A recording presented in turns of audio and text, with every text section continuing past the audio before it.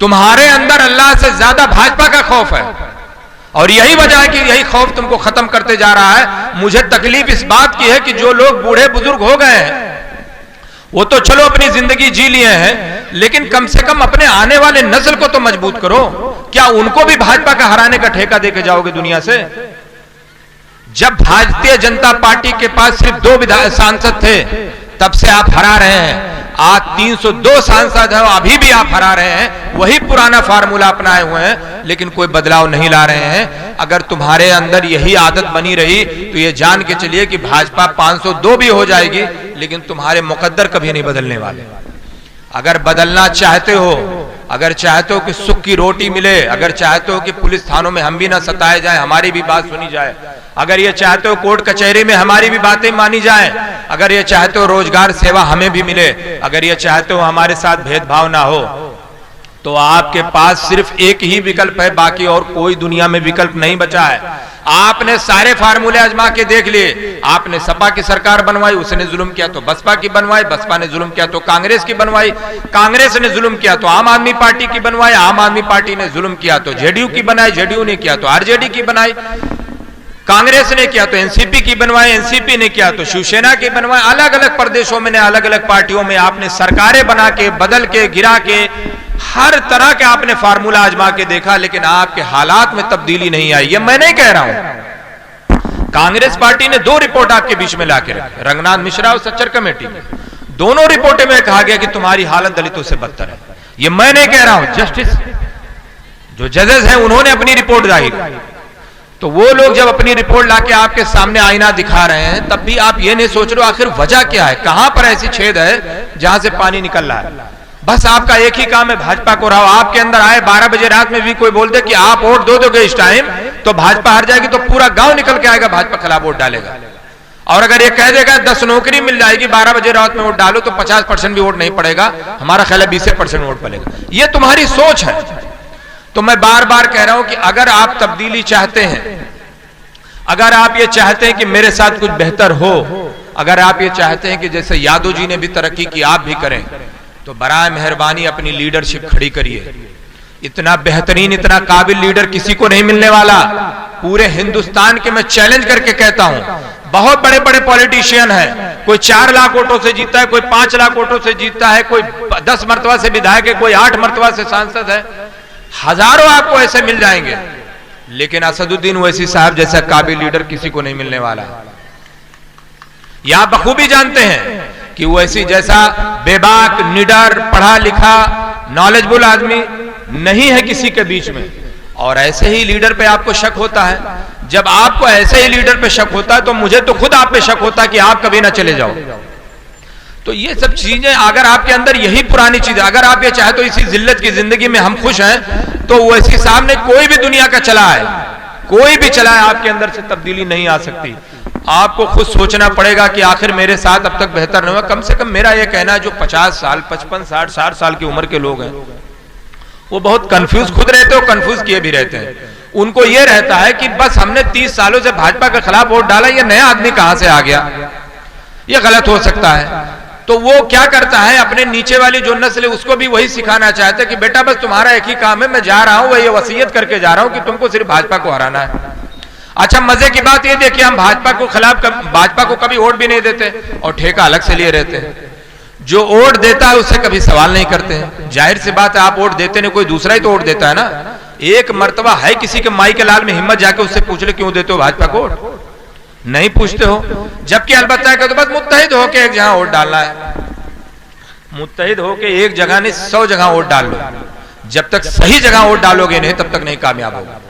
सही जगह वोट डालने के मतलब यह है आप अपनी जमात को मजबूत करिए, अपनी लीडरशिप खड़ी करिए। थोड़ा सा वक्त लगेगा, मैं दावे के साथ कहता हूं, सिर्फ आप विधायक नहीं, आप मुख्यमंत्री भी बना सकते हैं अपना। अब मैं 2017 की बात बता रहा हूं। मुझसे एक आदमी एयरपोर्ट पे मिला और मेरे साथ फ्लाइट से लखनऊ तक आया, और एक प्रोफेसर थे, वो औरंगाबाद यूनिवर्सिटी में। वो तो उन्होंने मुझसे एक बहुत अच्छा सवाल किया। मैं फ्लाइट मोड में, जब आप फ्लाइट से आते होंगे, बहुत से लोग तो देखते होंगे सिर्फ नेटवर्क नहीं रहता है, तो मैंने एयरफोन लगाया और कुछ मैं वीडियो डाउनलोड किया था अपनी पार्टी का, मैं देख रहा था। तो वो आदमी मेरे बगल वाली सीट पे बैठा था, तो उसने मुझसे कहा कि ये बताइए आप MIM से हैं क्या? तो हमने कान से अपने हटाया। हमने कहा हाँ मैं MIM से हूँ, बताइए। तो बोले बड़ी खुशी हुई, मैं भी औरंगाबाद से हूँ और आपके एक MLA हमारे स्टूडेंट भी रह चुके हैं। तो हमने कहा नाम बता सकते? तो उन्होंने कहा इम्तियाज जलील साहब, वो मेरे स्टूडेंट भी रहे हैं और मैं उसी कॉन्स्टिट्यूंसी से मैं आता हूँ। बड़ी खुशी हुई कि MIM के लोग कोई मिले, लेकिन मेरा आपसे एक सवाल है। तो हमने कहा बताएं सर, कैसा सवाल है?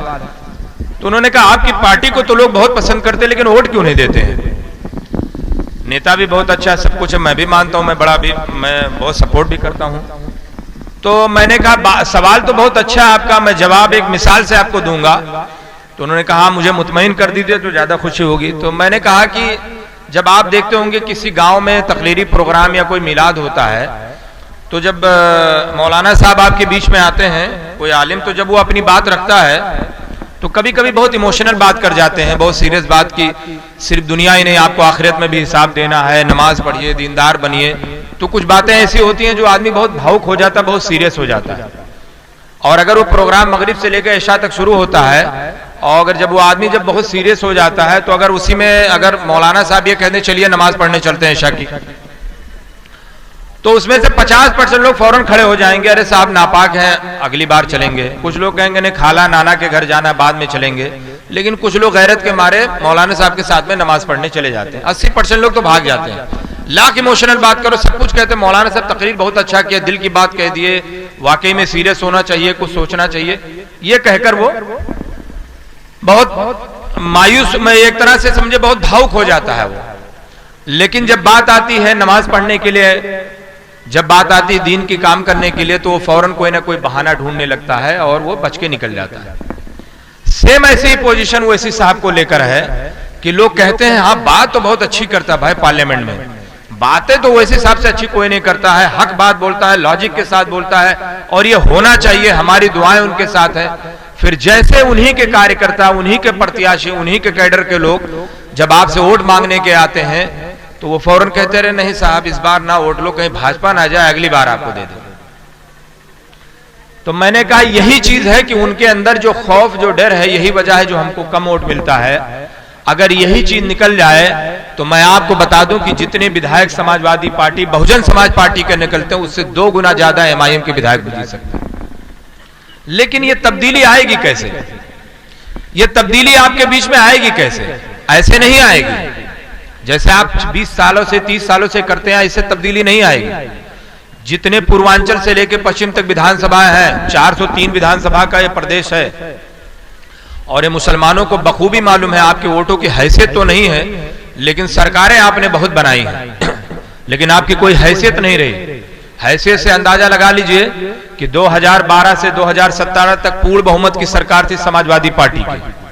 4 मुख्यमंत्री थे समाजवादी पार्टी में, ऑफिशियल तो एक नाम था सिर्फ अखिलेश यादव का। चौथे मुख्यमंत्री बोले जाते थे आजम खान साहब, चौथे मुख्यमंत्री बोले जाते थे। यही आपके उतरौला, डुमरियागंज, पता नहीं कहां कहां आजम खान साहब आते थे, इनके चाहने वाले लाखों लोग थे। आज 1.5 सालों से जेल में सड़ रहे हैं। समाजवादी पार्टी का कोई एक कार्यकर्ता ऐसा बता दे कि जो उनके लिए रो रहा हो या उनके लिए इतना ज्यादा दुख हो रहा हो या उनको तकलीफ हो रही हो।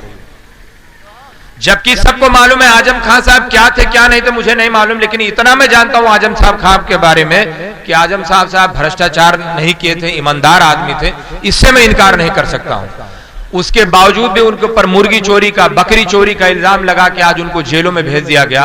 और समाजवादी पार्टी के तो बारे में मैं क्या बताऊं कि जब यही 2017 में समाजवादी पार्टी के आपस में गुटबाजी में लड़ाई झगड़े हुए थे, तो एक दूसरे को लेटर पे लिख के देते थे कि ये भाजपा से मिले हैं। मैं अपने आंखों से देखी बात बता रहा हूं, मैंने खुद वो लेटर पढ़े। अच्छे यादव, प्रदीप यादव और पता नहीं कौन कौन से यादव जी हैं, उनके लेटर पर लिख के आते थे कि राम गोपाल इस रात में अमित शाह से मिले, तो शिवपाल यादव इस डेट में मिले, तो ये साहब इस डेट में मिले, लिख के देते थे भाई कि इस डेट में ये लोग यहां से मिलके आए, ये भाजपा से मिले हुए हैं। उसके बावजूद भी वो आपके मसीहा बने हैं। असदुद्दीन ओवैसी को शक की निगाह से देखा जाता है। ये चश्मा बदल दीजिए, वरना आपकी तो नस्ल खराब हुई है, आपकी आने वाली नस्ल भी अपाहिज हो जाएगी, गूंगी हो जाएगी, बहरी हो जाएगी।